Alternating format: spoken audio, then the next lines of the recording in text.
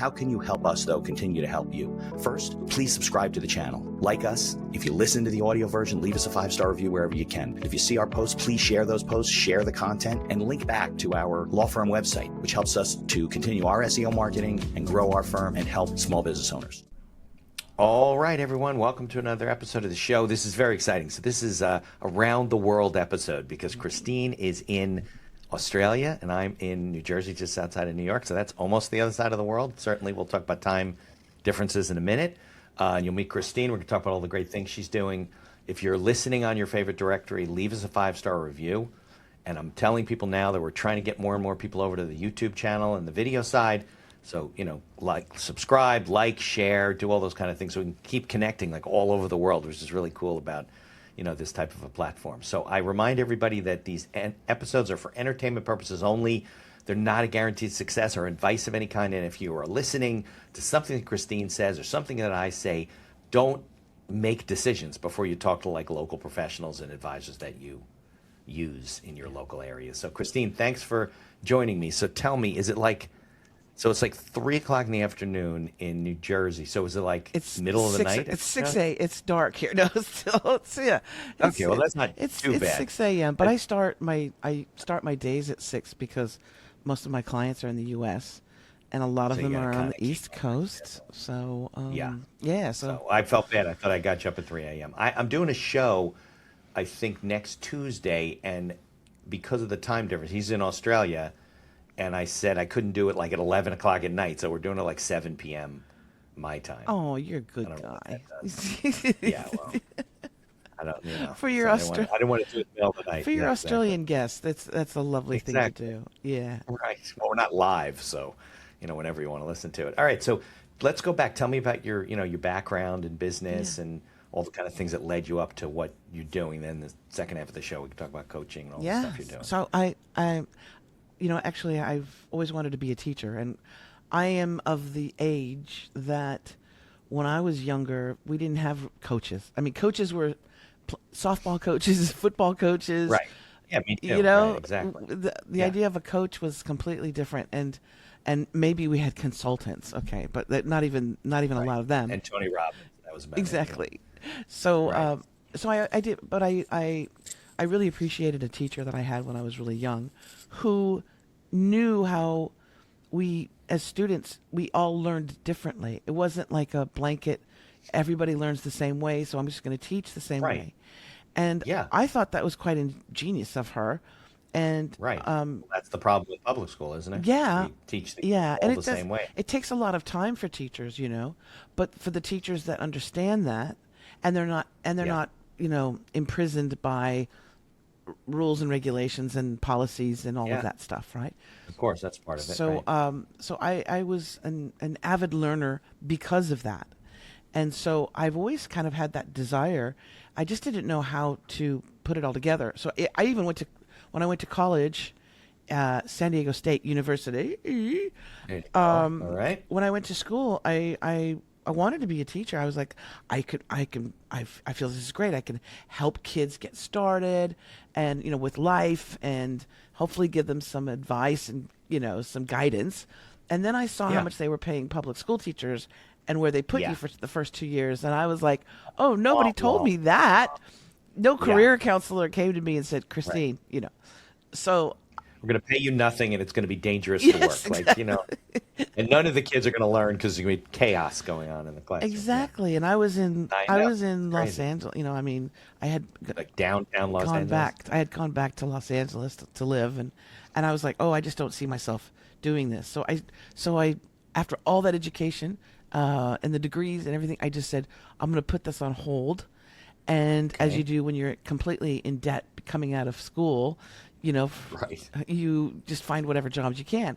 And I still was finding little things that were along the coaching realm, right? So back then, fitness was like, Jane Fonda and all that crazy stuff. Aerobics was huge.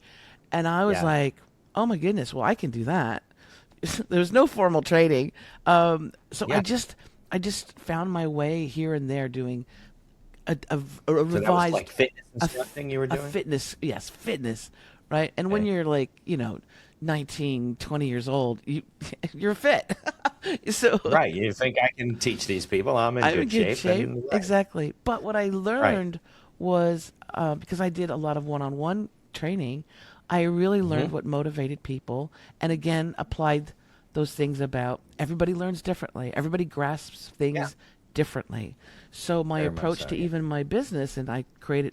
I'm an entrepreneur from the get-go. So I created my own Okay. fitness business, and it was called Training to Be a Kid. And because I wanted Okay. something different instead of that whole gym Interesting. rat thing, right? And so most of my clients were women, well-off women that were not happy in their body, in their lives, and Right. so their fitness was not very good either.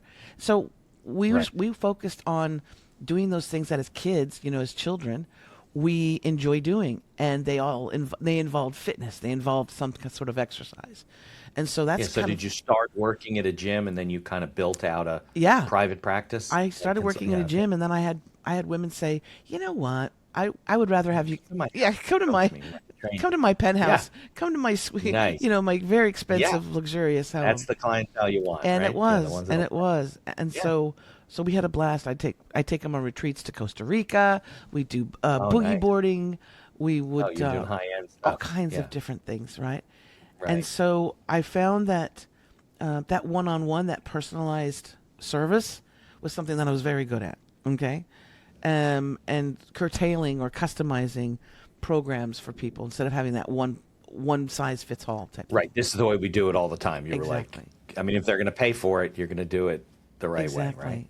And then I got Yeah. smart. I Okay. was like, you know what? I've already got them, um, you know, for a training session. So I got my massage license. I said, "Would you like a massage Yeah. after your training session?" And everybody Right. said, "Yeah."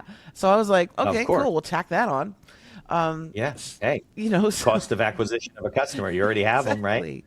It's true. It's the same thing. It's not different. And so that was wonderful. But then I was still searching. I was still looking for something. Okay. And when you have that, I call it You the. just didn't feel like this was your career. You felt like, well, this is a way to make It was a money, good right? way to make money, and at that time, Yeah. it was an excellent way.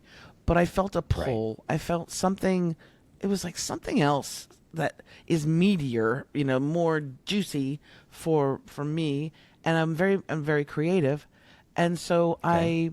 one day I was weird. I saw an ad for America Online, and they were looking for columnists, and just like with the fitness thing, I go, I could do that, right? I Right. could do that, and I Yeah. applied They were just looking for people to write content for. for their. I mean, in those days, nobody knows this, right? You and I do, but America Online was like this captured like world. Yeah. There wasn't like the internet with all these There was no websites. TikTok. There was no. No, it was all Nothing. right. They logged in and they had all the boxes that you could click on, Yeah. and you're like trapped in their world. Okay, so they wanted writers to create content for them. And I was lucky enough to get an opportunity to send in a sample, I guess you'd say, for the entertainment channel, which is like the most popular. And they liked my stuff. I wrote through a cartoon character. I decided again do something different. I didn't want to write as me, Okay. Christine. Who cares about Christine Right. and what I think about movies or celebrities? Well, they don't know. So I Right. wrote through a cartoon character called Beatbox Betty, and Beatbox Betty was this very vampy, campy, anatomically incorrect Very creative. character, and Yeah. she was funny. She was very, very funny. So I started writing in that style, and they were like, "Oh my God, we love you." Okay, yes. So they gave me my AOL microphone jacket.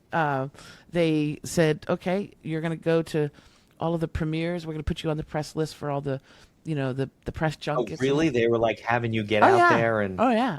Well, because Okay. I was based. But you had to be Beatbox Betty when you were there. You couldn't be Christine, right? Right. Well, Right. people they loved that idea. Like You like playing a character. celebrities were like, "Oh my God, you're Beatbox Betty. I've heard of you. I've seen you. Really? Oh yeah. Oh my God. that must have yeah. been a trip. Lily Tomlin Yeah. told me once. She said, You're kidding. Jane and I read you all the time. That's her wife, Jane. At the time was her partner. And I said, "You're kidding." But not Jane Fonda. No, Jane A Wagner. different Jane. Because they're good friends, right? Yeah, Yeah, got but it. Lily was like, That's "Oh my God, you're Beatbox Betty," and I was like, "Get out of here!" I thought she was going to punk me. I thought she was being cruel. I'm like, "Are you going to Really? like be mean to me?" Right, somebody's joking. Say, And right. she's like, "No, we read you all the time. We think you're very funny." And I was like, "Oh my God, okay." Your head probably got so big you couldn't Well, move around. AOL Yeah. reached a lot of Makes you people. feel good. Yeah, in those days that was it. You know? I remember '92. I was in a youth conference I think in Israel, but there were kids from Europe, Israel, and the United States, and they were talking about all this thing called the internet. Yeah. I was like, that can't be a real thing. Like, we live in the United States. We hear about things first, right? I get back, and that's what it was. America Online discs on everybody's doorstep. Yes. Right? Yes. Yeah. Those discs Well, it and that was, screeching sound, and you got Yeah. mail. That was I know. Crazy. But it was I know. it was really exciting because I got a lot of opportunities. I did all the press junkets and all the celebrity stuff, but there was still something missing in my life. And you know, Hollywood, as we know now, especially Hollywood, all that glitters is not gold. And I didn't see any weird stuff.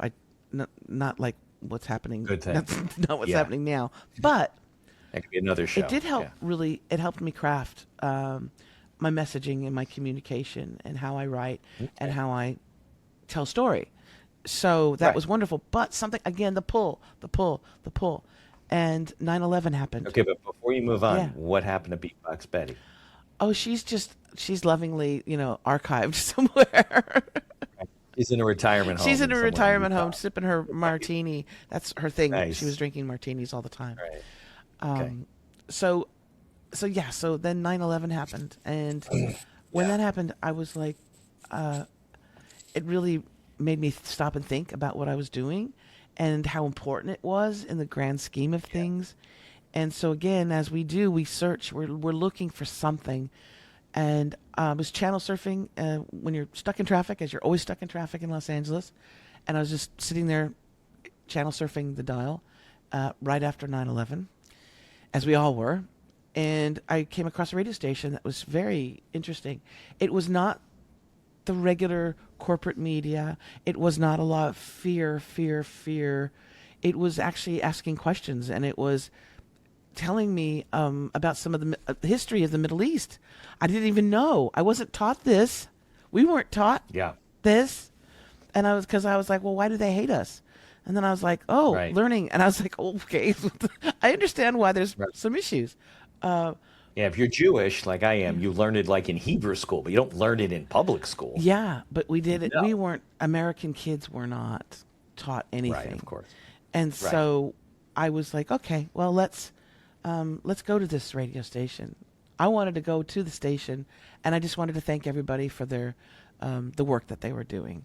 And so I went. I drove there. I went there, and they were like, "Oh God, okay, hi. What do you do?" And I said, "I write through a cartoon character named Beatbox Betty. I write from This was in L.A. from America Online. California? Yeah, I was in Los Angeles." Yeah, okay. And they were like, "That's great." They were so positive. And I said, "But you guys are doing really great stuff. I mean, you're talking about important issues." And at that time, it was the ramp up for war, as well. That whole transition. Yeah, it became what, Desert Storm or something like that? Yeah. And it was scary. And they were like, Yeah. well, you should volunteer. You should think about, working with the station. Help us. We need writers. We need, producers. It doesn't pay anything. And I was like, okay. But I had the gig at AOL still. So I was like, okay. So there was income coming in. It could be Yeah. a side. And this is important advice. I mean, this is a suggestion.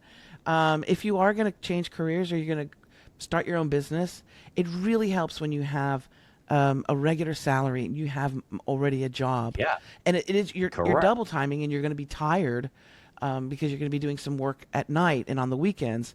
But But you're not stressed because you're worried about paying your bills. You can't think it's at night. so Yeah, worth it's it. hard. It's so worth it. Yeah. So that's Yeah. that's what I did. Is Now, let me ask you Yeah. a question, because it seems to be like, from what you're saying about all these things, looking for that maybe even Beatbox Betty was paying bills, and you didn't feel like it was important enough. Is that why? Like, I knew that there was 'cause I something. think it was. I but knew that there was yeah. something else that I'm supposed to be doing. Okay. It's that inner Yeah. knowing when you go, You're like, this is great, but this isn't it. this isn't Like, it. That was. Yes, Yeah. this isn't it. And it was fantastic while it lasted, and I'm very grateful for all the opportunities. fun. But it wasn't it. It wasn't Right. my life's mission. Let's put it that way. Right. Right. Right. But at this point, you weren't sure what that was. I didn't. No, I Right. didn't know. And then we had 9/11, and we're like, all of these crazy things, and You should have been here. 9/11. It was nuts. I was stuck. course. outside the George Washington Bridge for like 7 hours. Everybody just got out of their car and all crying and whatever. Nobody, and a lot of people didn't know what was going on because the cell towers are down. We got a little bit of radio. It wasn't like it is now. And people who are not, let's say you're listening to this or you're watching this and you're not from the States and you've never been to New York, it's very condensed. It's concentrated. There's a lot of people in a little space. In certain areas, yeah. right? It's not like Los Angeles. When you talk about the city of Los Angeles or the county, Los Angeles is huge. Miles and miles and miles and miles. But we're talking New York City. New York is It's an island. It can't get bigger. It can't get bigger, exactly. Yeah. So it was scary times, but it was also, again, that direction of life. And so I started there at the station, and man, I was there 20 years. 20 Really? years, yes. And what kind of stuff did you write about? What was it? Well, I started as a writer and as a producer, and then it was that Hollywood story that they go, the star broke their leg, they can't go on the show. There's a 5 o'clock drive time radio show that has to have somebody hosting it. And I was like, no. Imposter syndrome came in. No. I'm behind the scenes. I'm the I do not go on. Oh, they wanted you to be an on-air radio. Yeah. I was like, no way, Jose. I had imposter syndrome. I was scared. I thought I'd fail. I didn't know what people were going to say or think about me. It's frightening, when you put yourself out there. And it's 5 o'clock drive time. It's the most listened to hour. Yeah. Everybody's going to hear you. Everyone. Yeah. And they're like, well, sorry, that's too bad. You have to go on air because we need you. Yeah, there's nobody else to do it, Christine. Right. And it's like that Hollywood story. It's like, come on, kid, you got to go on. You know? It's like, you can do it. Go ahead. Yeah, I know. And so that was the magical moment of my life was when I walked into that dark studio. I was by myself. There's somebody behind the glass, going, you can do this, And I put on the headphones or the cans, as they say in the industry. I pulled the microphone close. My heart was just beating outside of my chest. I felt sick. You remember this? Yeah. And I remember the on-air light went on, the red on-air light. It says on-air. And you're like, bingo. It was like the angels, the movies when the angels start. Like all came together. It all came together, and I just started talking, and I could feel what the audience was feeling, and I could hear them asking questions. So I was answering the questions without telling them that I'm hearing them ask the questions. What was the show? I just, what I did? I basically said, who I was. Hi, I'm Christine. I'm behind the scenes, Christine. And today, because our host is not able to join us, I thought it would be a good idea to open up the phone lines. Now, in radio, the most scariest time is when you open up the phone lines. Yeah, because you don't know what's going to happen. You don't know who you're going to get. But you're not answering the phone. I mean, they're answering the phone on the other side of the glass first, right? But remember, they're not screening people at this point. That's true. They're just, it's live. They're like, please turn down your radio. And and so, that's it. And normally you would get like all the complainers, people hating you, right? And just being mean. And I did say, I said, listen, it's my first time, but I thought there's so much happening in the world. Now this is a while, shortly after 9/11, but this was all of the restrictions and all the Patriot Act and all the all the weird things. Yeah. And so I said, we're going to open up the phone lines.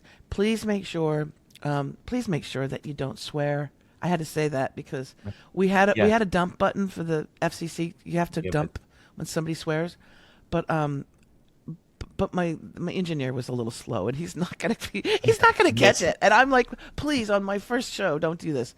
And so we did. We opened it, and I said to myself, please, dear Lord, please make sure that only the people that are supposed to come through, and they're going to say something really important, meaningful and important, let them come through. And the other people, they just can't get through. It's busy or whatever, right?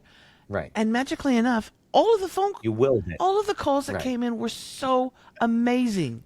They were so lovely and so sweet and interesting. And I even said, you know what? I said, our listeners are some of the smartest people out there because these are great questions, and these are things that we should talk about. But it was just a magical moment where I found my space. I found my place. Yeah. I was like, yep, this is it. Yeah. And so I did that. So it was the radio station a talk radio station? Yes, Is it that was what a community sponsored. That's the other thing, community sponsored radio. So we had no money. Got it. So It's like NPR but local it only. was, yeah. So Yeah, it's a no Christine money, had to get right. on the air and rattle the cups. That's why they weren't paying you. Yeah, exactly. We were paid.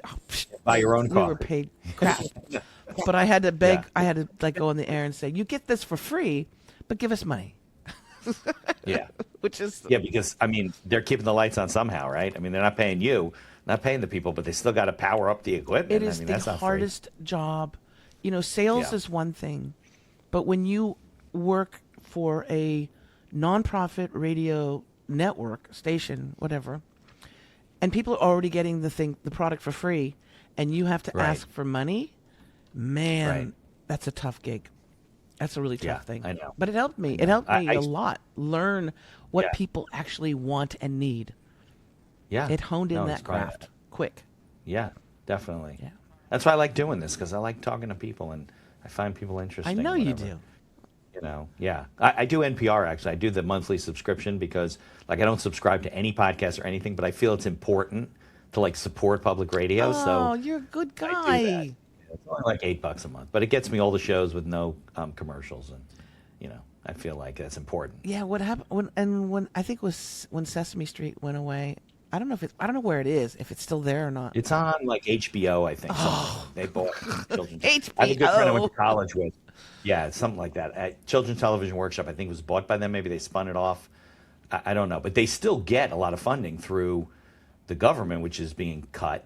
You know, so I have a friend I went to college with, known her since I was young. She's probably spent 25 years working for Sesame Street and Children's Workshop, and she said it's just chaos over there. Yeah, I mean, that's what got us through, childhood was those things. yeah, that's what raised us. The electric Parents can't company do it. and Yeah, the do you remember the electric company? Yeah, I remember the electric They were kind company. of That the was edgier great. Sesame Street. Yeah, exactly. Right, exactly.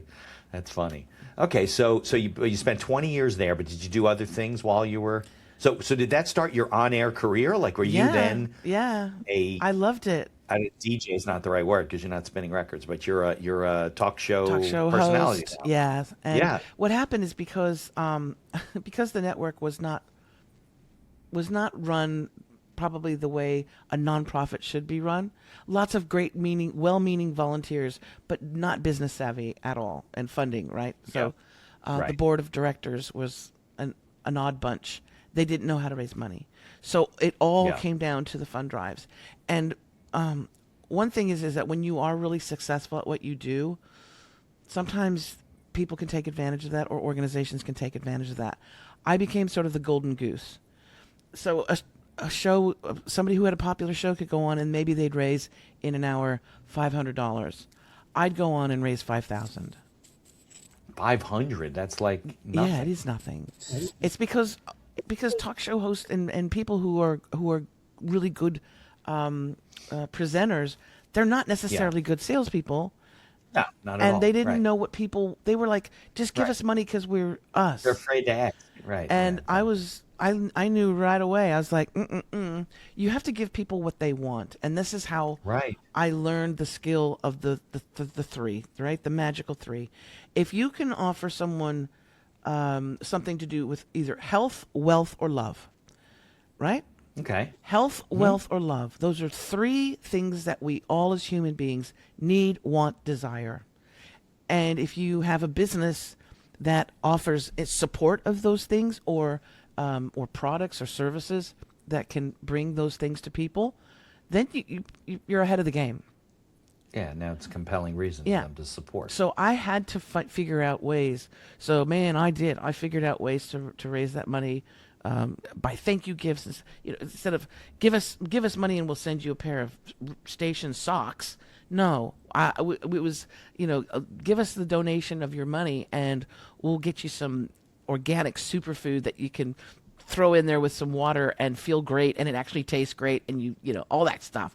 That's what I was doing, right? Okay. And so it helped me in a great deal. But again, when I would have people on, I would, even during the fund drives, I would be looking at their business and I'd be, oh my gosh, this is so great, but have you thought about this? Your website is awesome, but I'm confused. Can you tell me what this actually means? And then a lot of the people would be, you know what? Can you just come to my business? Can you come over to the warehouse? Can you come and give us some advice on how we could do better marketing, how we can have that communication, that messaging? And that's how it started with the private clients coaching. But it took me that whole time, with AOL to learn how to communicate just through typing. There was no video. Right. It was just, these were columns. You couldn't transmit video, right. They were all written columns. So from that to radio and knowing what people need and want and how to communicate. So my whole life, it was just all getting ready for what I do now, which is helping people with their branding and their messaging. And we start with the foundation. We start with one of it's their website, but it's their brand. It's their vibe, their energy that they put out into the world. I would say how you show up. How you show up. How you show up. And up. so many people, Christine, think that's not important. Oh, God. And I say to them, even if you don't get a significant portion of your business from the internet, that's how we show up today. Whether you like it or not. I have on the bottom of my website, every page on my website, it says this. Mm-hmm. Remember this. If you're not seen and heard, you're not hired. No way. Yeah. You don't exist. It's important. Yeah. And that's your obligation to be seen and heard. Nobody's going to do it for you. Absolutely. So is most of your coaching focused on the branding, the showing up, being seen and heard, all that? Yeah, being seen and heard. And developing trust. Yeah. That's the other thing, is that right now as human beings, we are craving authenticity and we're creating truthfulness. We see it reflected every time we turn on the TV or we scroll on the social media. You see lie after lie after lie. And it doesn't matter. It doesn't matter if your team is blue or red. It doesn't matter if your celebrity that you adored. It doesn't matter. It doesn't matter. We are seeing a collapse of humanity on so many different levels. And so as human beings, we are craving authenticity. We're craving realness. Someone that when they speak the truth, we go, I'm behind you. Man, I am behind that person. And I don't care what color they are. I don't care what religion they are. I don't care what they're wearing or what car they drive. This person is speaking the truth, and I will support them. I will like them. I will follow them. I will, work with them. It's happening. No, and I always felt that, when it comes to sales, I have a very good friend of mine in Florida who's a motivational speaker, and I guess he's a coach. It's sales, coaches sales teams, and he writes about authentic persuasion. And I think that, over time, the old sales techniques didn't really work, right? People see through that. They want to feel that you're authentic. But I think we're in a time where it's very hard for people to discern, like, are you telling the truth or not? And everybody's suspicious. People are just lying just because they think it's okay. Like if you lie enough, it becomes the truth. It's ridiculous. And I think you're right. I think people are really struggling with, what they read. I don't even believe anything I read anymore. It's changing, just crazy. But it's people are the baloney detector is on. Because we're learning. Because we're going through this process. Because we don't. We used to be told something. Don't you think that makes us less trusting? Like we're skeptical of everything we read. Of course we're skeptical. We're able to but rightfully it. so, we're skeptical. Yeah. We're realizing that the things that we were told, that were drilled into us, weren't true. Right. Yeah, a lot of that stuff. Yeah. Plus, we used to take things for granted. That you see it on the news, or you read it, must be true. Now you read something, you're like, nah, it's probably not true, and you double. If Walter Cronkite said it or Barbara Walters said it, it was right. That was different because they had ethics and guardrails and laws to follow. I was at I was at my daughter's school in Arizona, and because I got stuck there, I went to this like debate prep type of thing, right? And they were talking about, does social media divide us or unite us, right? Now, I'm of the opinion that I think it connects us. I don't think it unites us at all. But I'm the oldest person in the room, right? I'm 59. Every kid there is 20 years old, except for the teacher, and he's probably in his 40s at most, right? So none of them grew up with like newspapers, and it's all social media, right? So So I didn't say anything because I'm not a student at the university, right? I'm just sitting in the back listening to my daughter or whatever. But afterward, I had a talk with the professor. We were talking. And I said to him, could you imagine like if let's say a local newspaper, right, had a spread once a week that just said to people, listen, you can write whatever you want, just send it in. We will print it without verifying anything. Or the news. Let's say you're on the radio, right? Right, And whatever people send you, just read. Like, that's absurd, but that is exactly what is going on. People can say anything they want. There's no, guardrails. There's no consequences. Even these platforms, they got to be held accountable for. I mean, we got to get some ethics back. Yeah. And I think you're right, changing slowly. But, and I don't want to get political, but I'm sure we're on the same side of the It's table. because when you get people, into all these people, they got to change the people that are running our institutions. It's nuts. It's because people don't trust the media anymore. Yeah. And anymore. you know what? And rightfully so. Yeah. It's deserved. There's no question about it. It's like it's kind of like if you're in a relationship and your boyfriend is beating you up and you go, you know what, I'm done. Yeah. I'm leaving. Right. And then the boyfriend's like, well, why did they leave? Well, because you were abusive, right? Right. And so people are seeking out their own. And listen, there needs to be a level of discernment too. I'm a TikTok freak. I admit it. I spend way too much time on TikTok. Yeah, my wife Right? does too. But Yeah, it's also addicting. it's also knowing too when you come across material, and I'll know right away too, and I'll go, oh, that has, first of all, that's a very negative energy or vibe, whatever. But the algorithm is such that when you stop and you look at something for a certain length of time, It knows that. it knows that, and it's like, Oh, Christine must like that. she likes puppies. Let's send her more. She likes little puppies playing with yarn. Well, let's send her more. Let's send her more. Let's send her more. Right. Because their Right. job is to keep you on the platform for as long as possible. Because it's a business. Exactly. But so is the news. Right? Deciding what's news is a business to get you to watch the news. But they have rules. They have like laws. You could sue them. They confirm things 2, maybe 3 Yes. times before they publish anything. We don't do that anymore. It's funny, when I was in Arizona, our dogs, we had to put them down like a year ago. They were sorry. 16. I mean, they'd lived a good life. So my wife's like, should we get a new dog? She went, oh. I'm like, no. So she sends me this. I think it was from TikTok or maybe Instagram. This picture of this. It was a Bernedoodle. Owner had died, and this cute dog, whatever. So she's like, it's in New Jersey. We can get him. I'm like, oh, I don't really want to do this. So we start looking. But she's looking and she's thinking and she's contacting these people. And all of a sudden she starts realizing the same dog is showing up like in different places as a different dog. Oh, that's horrible. And it's all, and people are doing that in those kind of heartstring industries, like with puppies and kittens and things like that, because they know it's easy to scam you, and they just steal these pictures and they use AI to do whatever. And you got to be real careful about all that stuff, And especially But with Facebook Marketplace gone off too. the You rails. got, sometimes Yeah. I think there's a creator that has a TikTok channel about Facebook Marketplace and just some of the stuff, the crazy stuff that people put on Facebook Marketplace.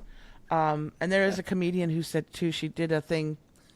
She was giving for free, whatever it was, a free desk, and she was showing on the screen this crazy person who was messaging her, saying, would you take less? Would you take less for it? And she's like, no, it's free. It's absolutely free. You can come and get it.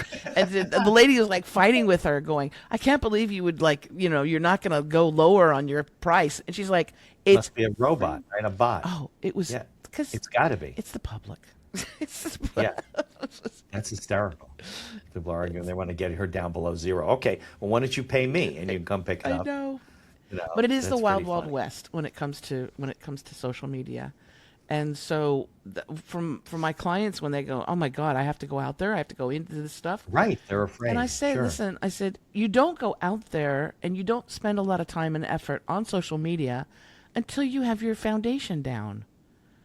And this is the problem I see with a lot of entrepreneurs and people who throw so much money into building their business, and Yeah. and I'm going to be this on social media. I'm going to invest in that, and then, but they haven't really built the foundation of their brand. Right, and they just threw it out there, and now they're all over the place. I think you need like a strategic Yes, approach, so things are a little consistent and people get you. absolutely. And you need to be really clear and concise. You can't be Yeah. vague. You can't say I do everything for everybody.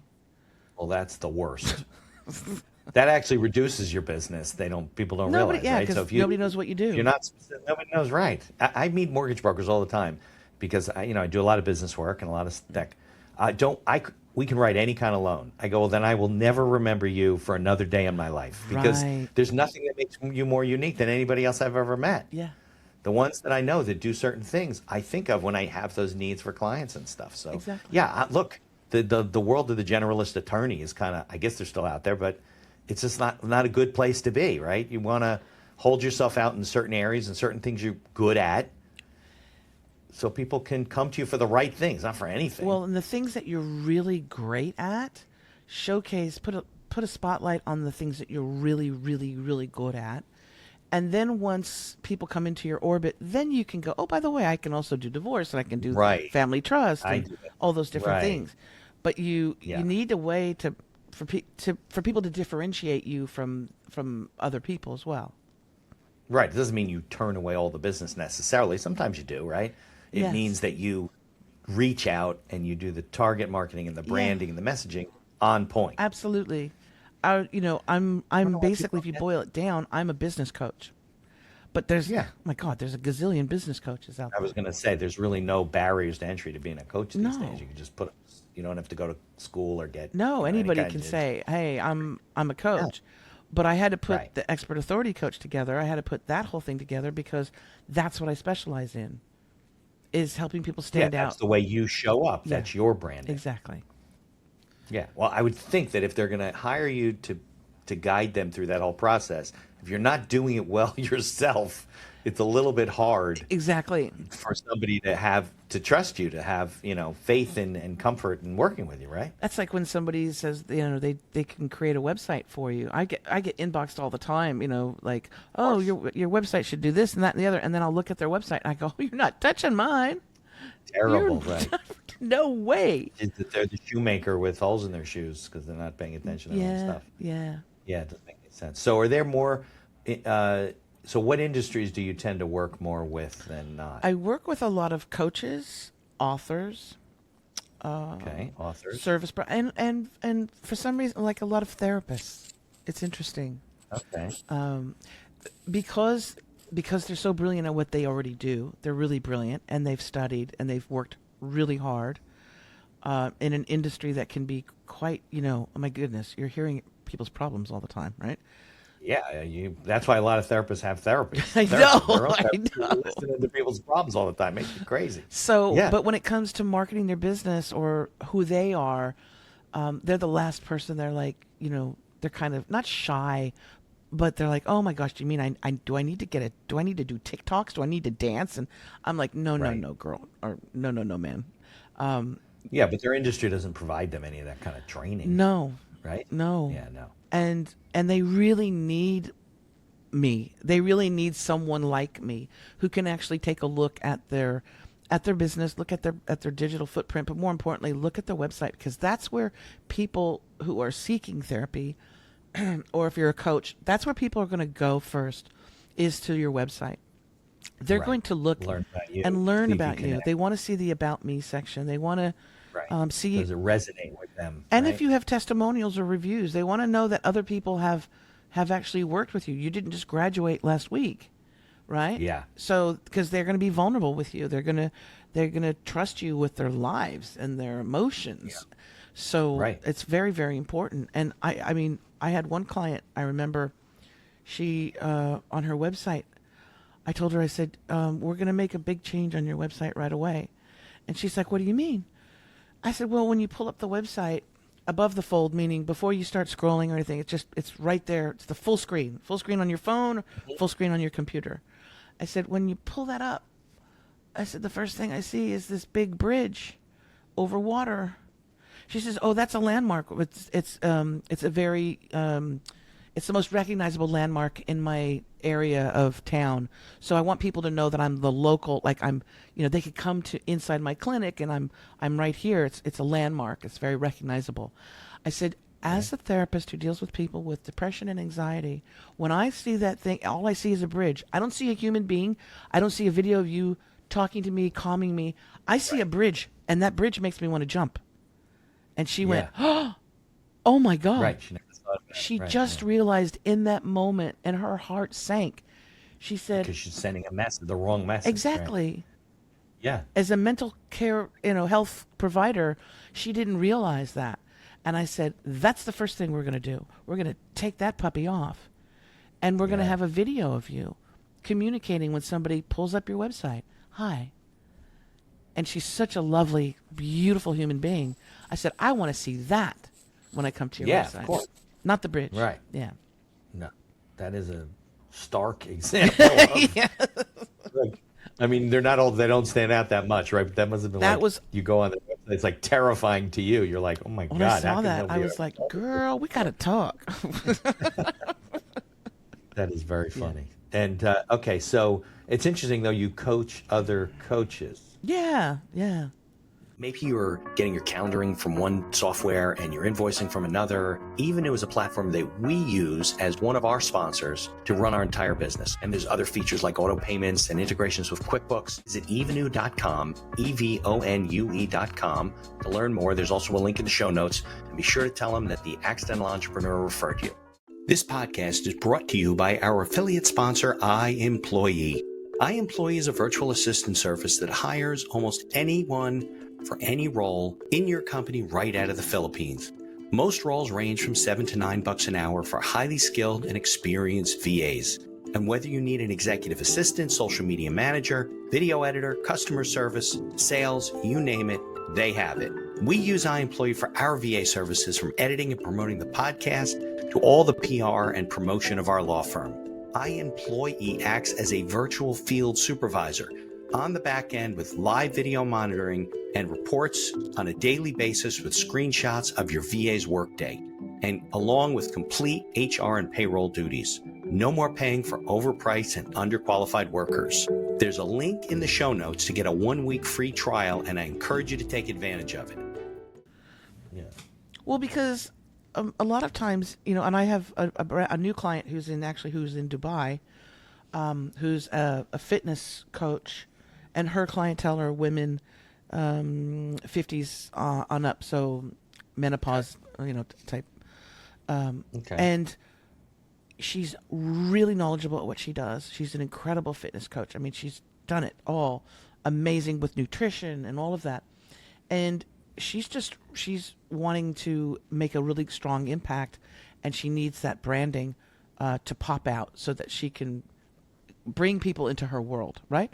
And so right now we're just working on her branding. We're working on her website a bit as well, and her offers. Because coaches, a lot of times we think we know, we think we're expressing and communicating our message clearly, and a lot of times we're not, because we know all of the information. It's like an attorney. Right. Yeah. You've studied, right?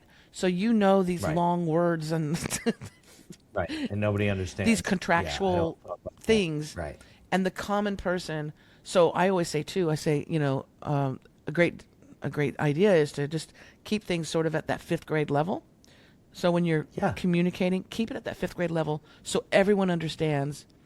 Then when you bring that person into your business, then you can get into the more nitty gritty and teach them certain things. So that's what we're doing with her and her brand right now. And a lot of coaches need that guidance because they're really good at what they do. They're just not great at that whole. Consultants are the same way. They're not good at communicating that to the rest of the world. It's funny. I think a much earlier website I had, and it was too technical, and it was all this stuff.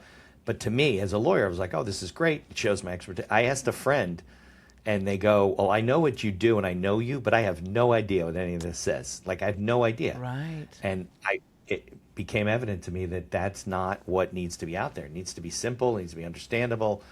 And I don't need to impress anybody. I know what I'm talking about, so I take care of them. And it's about the It's about the audience. It's about the customer. It's about the client. It's not about us. Yes, you do need to have that bio, that about me section, so people can see that you're a professional. But I've seen those about me sections, and it goes on like a novel. It tells it what high school I went to and who I married and where I went. Right. And it's so much stuff, and it's like you have not said what you do for that person. You've spent 8,000 pages on you, and nothing about what you actually do for people. Show me testimonials, show me reviews, and show me what actually I paid you for, right? Yeah, people want to know that. Now, here's a good marketing question, right? How did you connect with this woman from Dubai? Being seen and being heard. Okay. Being a guest on podcast shows. I have my own podcast show, right? Which is fantastic. Right. I get to bring amazing people on. Okay. But being a guest on podcast shows, you reach an audience that you normally would never reach.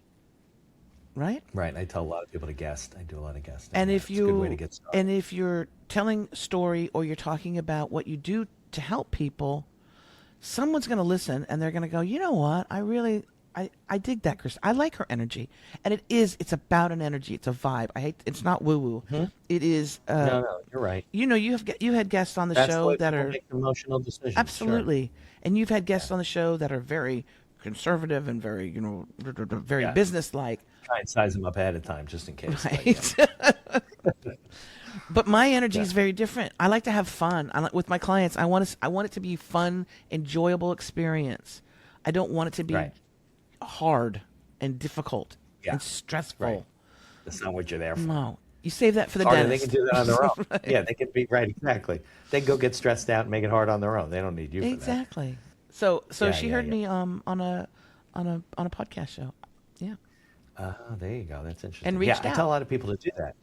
Yeah, I tell a lot of people to guest on a show, but I think your advice is good, right? They should better make sure that their messaging and their branding, that they show up properly, because people are going to connect with you, and then they're going to look and they're going to go, that does not match what I thought I heard on that show, And I had, so you and I met, right, for 15 minutes. We did a little thing before we came on the show to make sure we connected or whatever. I didn't used to do that. And one time I get on a show with a guest, and this person is giving me like one-word answers. Oh, dude. And and I'm thinking, how in the world am I going to get through 50 minutes with this person? I don't even know how. It was like a nightmare. So now when I meet people and they just don't really have the personality for it, I always say, listen, I don't think you're ready for the show, but let me give you some advice. And then I tell them, get a good mic. That's so good. I don't just send them off. Yeah, I connect them with Podmatch or podcast guests. Podcast guests, is that the other one? Yeah, Riverside and Matchmaker FM. And I said, listen, you got to get out there, but make sure that you're on brand. I mean, I don't want to just say no to people. You want to help. I've had it happen a couple times, and I'll tell you a story, a Hollywood story, an AOL story. So we were at a press junket for, I think it was The Big Lebowski. Oh, okay. And the star of it, he was great, wonderful, but it was John Goodman, and it was a press junket. So we're all sitting at a table. What you do is you sit at a table and like for 20 minutes, the journalists will ask questions, and the celebrity star actor answers them, hopefully. And then they move them. Then they move them to another room, and then another person comes in, the director maybe, right? Oh, they just move them through. Yeah, through different rooms. Got it. Got it. And so John Goodman came in, and everybody was asking different questions, and he literally would answer like one or two words. Really? Yeah. And we had a full 20. You think he was doing that purposefully, or you think he's just like an introvert? Because some of these guys are just introverted. I think it's a combination. I think it was a combination of him being a bit introverted, but also not wanting to do it. Right. Yeah. And contractually, they have to do. Yeah. Right. Right. Like sports athletes, right? They got to do the press conference after the thing, even though they lose. Or maybe he was just in a bad mood that day. I don't know, but it was like everybody was just looking at each other like, oh my God. and then there's other times where people are lovely. Drew Barrymore. Drew Barrymore Yeah. had a film out right after 9/11, and she was obligated to do the press junket, and it was literally like the weekend after. Oh, it was like literally right Yeah, after. everybody was on edge, and she was sitting. She was sitting there, and you could tell she was so emotionally upset. And we're Right. like, okay. Well, people started asking questions, and she started crying. And she's sitting there by herself, really kind of like at the head of things. She goes, "I'm sorry." She goes, "With everything that's happening," she goes, I just find this so weird that we're talking about something as silly as a movie, and all these Right. things are happening." And she was People died, emotionally right. upset. Everybody just stood there. You know what I did? I got up and walked over and gave her a hug. And I said, Nice. "Girl, it's okay that you're upset. I mean, come on." Yeah. Absolutely. So ever since then, Yeah. too, I was like, I like Drew Barrymore rocks. Yeah, you'll never forget that story your whole Yeah. life. And I'll never forget John Goodman saying Fortunate- one or two Right, words. I was going to say, unfortunately, not good for John Goodman, but good for Drew Barrymore. Maybe he had a That's bad pretty day. I don't know. Yeah. So, do you do most of your coaching remotely? I mean, you have clients all over the world. Yeah. right? Oh, yeah. Now that you're in Australia. Australia. I have quite a few clients here in Australia. Most of them are in the U.S. East Coast, West Coast, East Coast, everywhere in between. Yeah. I got a couple in Pittsburgh.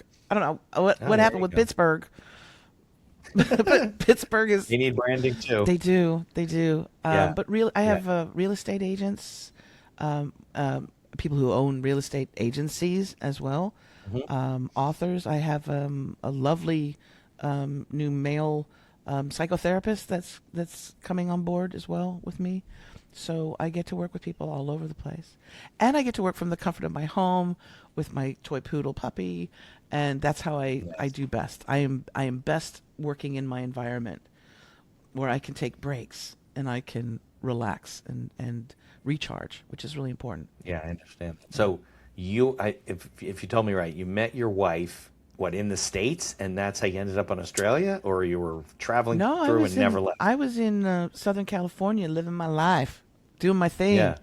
And Right. she found me on Instagram. That damn social media. You see, That's it's funny. evil. I'm telling you. It does connect us. I showed up on her, things you might be interested in. You know that thing when you go on Instagram and it's got 8,000 pictures of people? She was scrolling and stopped on my picture and went, hello, and started stalking me for a little bit. Yeah, like an e-date. There you She go. stalked me for a while. I couldn't. It was weird because at one point I was getting all these likes on my posts from one person, and they were going back they were going way back on the time machine of your page, Because they're there. a right. year or two ago. I'm like, okay, somebody. That's stalking. Somebody's That's definitely really- cyber stalking. Yeah. Yeah, exactly. So at some point you met, and then she said, "We're moving to Australia," No, because she. that's where she's from. Right? She just. Did you say that? She was like, I don't know why I'm so attracted to you, and I'm like, because you got good taste. I don't know what. But I was like, oh, cool. Where are you?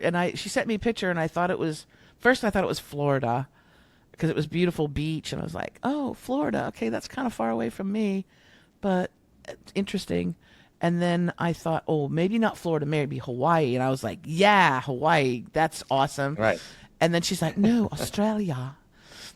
And She was in Australia when. yes, she's lived guys here connected with online. two kids, two children, two little ones. And I was like, oh my God, you're 7,000 miles away. But we started talking, and you know what? It's probably one of the best things in the world. For 6 months, we did not get to physically be in the same space. For 6 months, we talked. We were on WhatsApp, and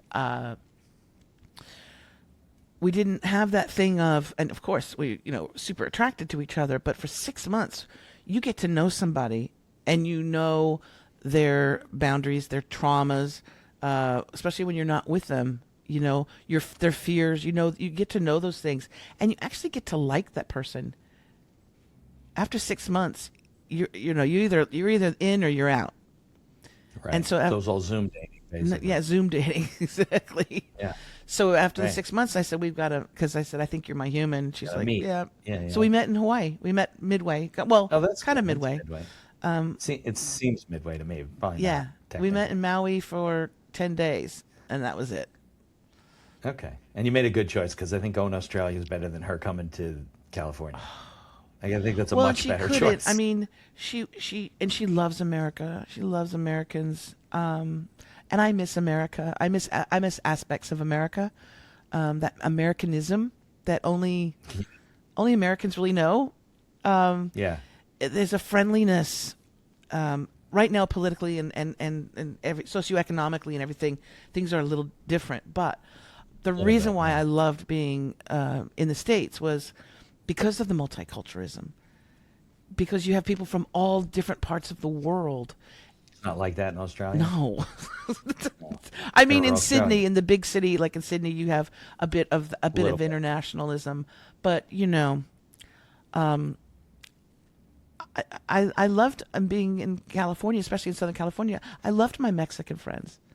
Yeah. I loved everything. I loved culturally all of the stuff. When I was in school, I had black friends, I had brown friends, I had Jewish friends. I went to bar mitzvahs. I Like none of that in Australia? no. Well, where I live is very, it's where people come to retire because it's so beautiful. Got it. So it's a lot of Very homogeneous. elderly white people. Yeah. Very nice. Very nice. Yes. Still, I hear great things about it. It's beautiful Australia. and the people are lovely and I do feel safer here. Yeah. But it's expensive. It's also, it ain't cheap. It's Yeah. not cheap. Well, so her job was more like she couldn't move, and you can really work from anywhere. Well, we right? couldn't So- move the kids because they were really Makes they were sense. really young Yeah. and they're Aussies. They're like, it would have been them. if it was just her, she would have been moving, Yeah. Absolutely. Got it. So I had to come Nice, here. Nice. And do that whole gauntlet of the visa and the There you go. very very Oh yeah, so expensive. you're on a whatever they call in Australia a green card, like whatever their No, equivalent you first is? have to do a temporary visa, and then you do a permanent visa, and then after you're here for a while, then you can apply for citizenship. And so I finally Got did it. that, and I got my citizenship a little over a year and a half ago. And it's dual, like you're still a U.S. citizen, right? Yes, until they make that illegal over there. Yes. Yeah, sure. At some point they're going to decide. But yeah, yeah. And Yeah. and as Great. soon as I became a citizen, I got a passport. I was like, when I travel, I'm Aussie, and I'll even say, "Hey, mate, how you doing?" That's the one you want to use. Right, exactly. No, you definitely, yeah, I understand that. That's crazy. So what's the best way for people like to learn about what you're doing and to learn from you? Yeah.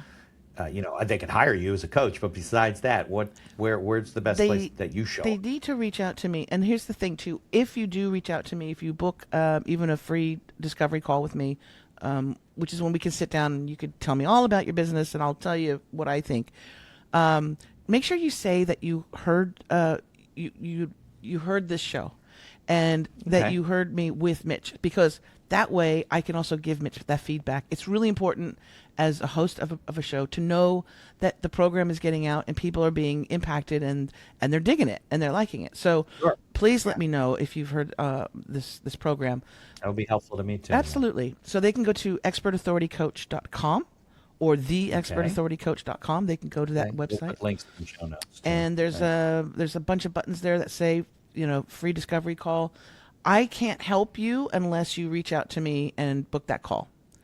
It's very simple. You can go to my website and see all the great eye candy and all the reviews and all that great stuff. But it really means we need to sit down and talk. After that conversation, then I can give you a little bit of direction if you need a lot of work or if you just need a little tweaking here and there, maybe on your branding and your messaging. Now, are you on LinkedIn? Are you on Instagram? Are you on? I am on LinkedIn. I'm on, and my LinkedIn content is very different than my TikTok content. Okay, so my Okay. TikTok content is eclectic. My LinkedIn is very professional because Okay. TikTok is my it's my passion. I just love it, and I do a lot of very funny things on TikTok. Oh, okay? I'm definitely gonna follow you on TikTok. Let's just put it this way. I did an example of marketing, what not to do in marketing, and it was the CEO of McDonald's eating the big arch. And I broke it down as a marketing lesson, like what not to do. Interesting. The poor guy, he's been slammed so much. But that's my TikTok, and on LinkedIn, yes, it's a little bit more professional. But I have a newsletter and I put some blog stuff out there good. as well. I love LinkedIn. Okay, It's a so great place to be. subscribe to your newsletter on your Yeah, website? yeah. Okay, good. All right. Well, I can't thank you enough. I guess your day's starting now, so you can get to work. I'm gonna have going home. I'm gonna have a little bit more coffee. Yeah. Very nice. Yeah, I've had a lot of coffee. It's been today, so it's 4 awesome, Mitch. o'clock. Yeah. You've got such a good, you got a good energy about you, good vibe. And as far as attorneys are concerned, I feel like I could trust you. So if I ever need an Yeah, well, attorney if in you're in New the York States, or in New Jersey, which I can, or if you're stuck somewhere and you need help, I'll find you an attorney. there you If I go. can't help you. And when I'm I'll try to look you up when we go to Australia next spring, I think is when is my daughter going in the fall? No, she's going in the spring. And we'll, So what your major spring, city do you live what month is it that you're? spring? It'll be like March, April. It's starting to get a little chilly. Yeah, I know, but we got no choice. That's when she's there. They were like late June, late January, and she comes back like the end of April. Yeah. So I have no choice. And she goes to school in the desert, so she doesn't care. Oh, she's gonna love it. Yeah, you'll love it. So what major city are you near? Well, it's called Newcastle, but Sydney is the big one. Sydney's Okay, yeah, we'll be in Sydney, so that's where we'll be. Sydney is Yeah. incredible. It's phenomenal. You're gonna have, and the food is amazing. All the food is Well, great here. yeah, we're foodies, so yeah, I'm looking forward to all that kind Yeah, of you're gonna stuff. have fun. You Yeah, start talking yeah, like yeah, that, yeah. mate. Hey, mate. Yeah, no, I'll work on my. I'll say this, and then I won't keep you any longer. But my first law firm, one of my early law firms, we had an answering service, right? And we needed someone to record, so I hired an Australian voiceover person because I felt that the Australian accent to me is very soothing. It it's is. Very calming. It is. So I hired this woman to do our opening, hello, welcome to the Oh, Beinhaker that's so law firm. good. It was nice, yeah. Yeah. Then we all broke up, and I didn't continue. When I first came here, I'll tell you what. When I first came here, your nav, we call them nav man, whatever, your navigation thing. That was the first thing that I had changed, because when I Oh, right, because you can change. Yeah, I do British. Mine's British. so you can, if you can get yourself ready when you come to Australia, put it into the Australian one. It's actually quite lovely. Yeah, you learn some different things. Yeah. So, Christine, I can't thank you enough for Thank you, Mitch. granting me your time and the whole thing, and sharing your wisdom and knowledge and your story. Thank you so much. Let me know if there's anything I can do for you, and just thank you so much for the opportunity to be with you and your audience. In addition to being a podcast host, I'm also a small business attorney, mostly providing legal services in New York and New Jersey. With over 3 decades of experience, we can handle most transactional issues. So if you're watching the show and you encounter some sort of legal issue, reach out to us and visit our website, beinhakerlaw.com. Thanks for tuning into the show and for continuing to support us.